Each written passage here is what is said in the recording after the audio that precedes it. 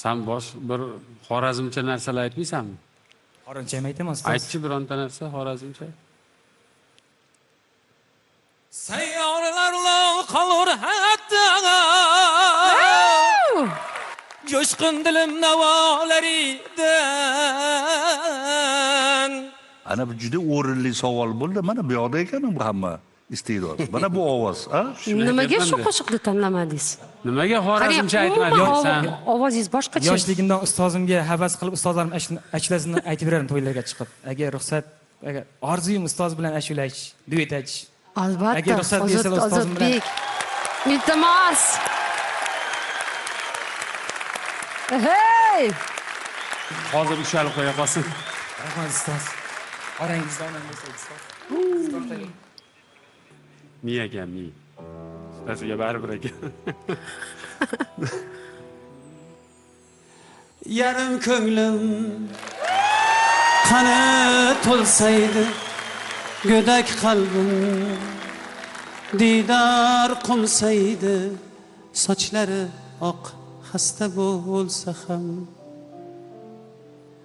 orangizda onam bo'lsaydi. Yarım ko'nglim qani to'lsaydi, go'dak qalbim didor qilsaydi, sochlari oq xasta bo'lsa ham, orangizda onam bo'lsaydi. Barakat top. Onasi bor ko'ngli oydami, daralarda yoki to'ydami, so'nggi qadar so'nggi joydami, orangizda onam bo'lsaydi.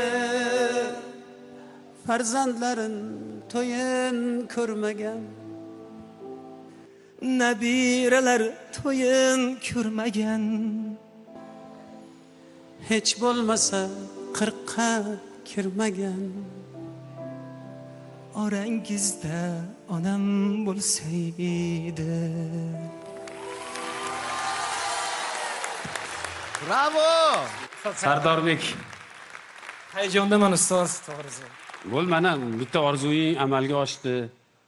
Mana bitta sahnadan turib sen bilan duet ijro qildik. Omading bersin, salomat. Omad, omad. Marhamat. Ovozi lekin juda ham kuchli.